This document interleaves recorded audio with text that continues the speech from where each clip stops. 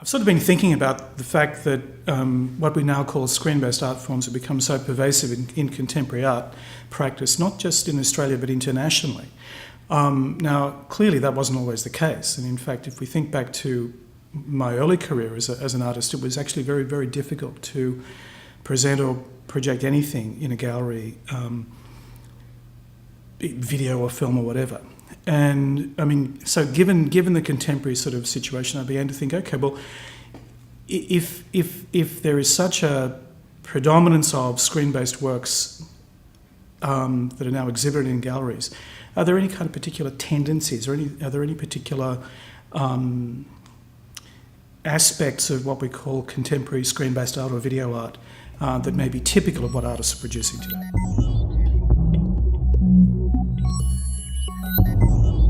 I mean, I also began to think too about different artists working at different levels, both mature artists who've been practicing for a long time and also mid-career artists and emerging artists. So once again, extending the notion of contrast, if you like, between age groups. And that's sort of something also that hasn't really been articulated too often in the way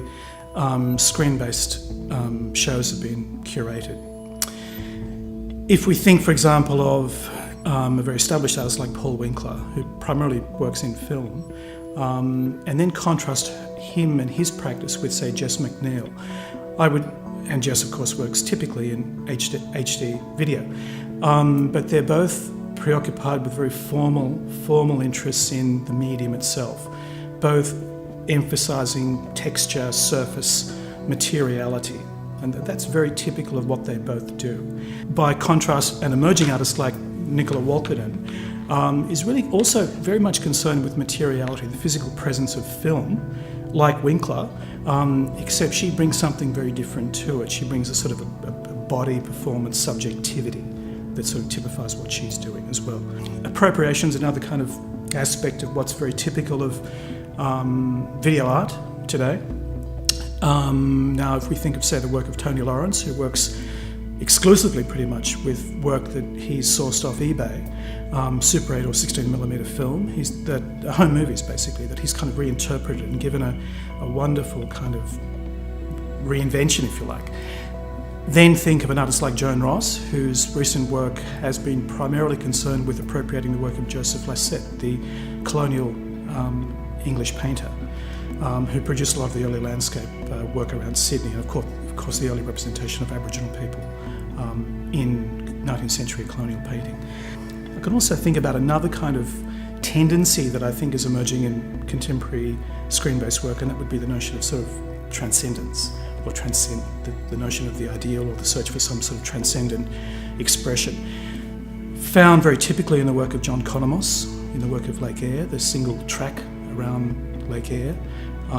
which is really kind of also almost like colour field painting, hence his reference to Mark Rothko. That is set in contrast with the work of Angelica Masiti,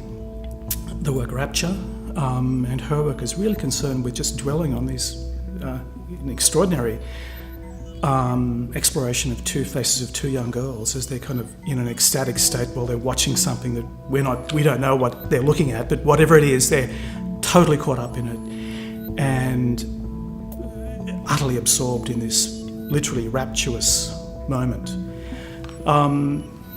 One can also think about the notion of fetish that has as a tendency in contemporary work, exemplified by the work of Deborah Kelly, particularly with Kelly's work, I would term it a kind of erotic fetish, set in contrast with John Gillies' work, where he's really concerned with the notion of consumer fetish, exemplified by the car in his work Road Movie. I was also concerned with looking at another key tendency in contemporary art practice, and that would have to involve the body, performance and spectatorship. Now, two works I've selected really exemplify this tendency. That is the work by Stefan Popescu, Nude Study, which is a direct kind of appropriation of Manet's Olympia, painted in 1865, as I recall. And the second being the work by Grant Stevens, Baby Please Don't Go, which is also a remix of the opening scenes of Apocalypse Now, where we have Martin Sheen playing Captain Willard, who's experiencing a alcoholic breakdown as he's waiting for admission in a hotel room in Saigon. Well, as I said, I was trying to look for what I would call overarching tendencies, what is tending to be typical of what's being produced in Australia at the moment. I'd like any audience that comes into a gallery to look at this show to really be stimulated by what they see, and also to get a sense of the broad range of practices that exemplify screen-based art in the kind of the context of contemporary art practice in Australia.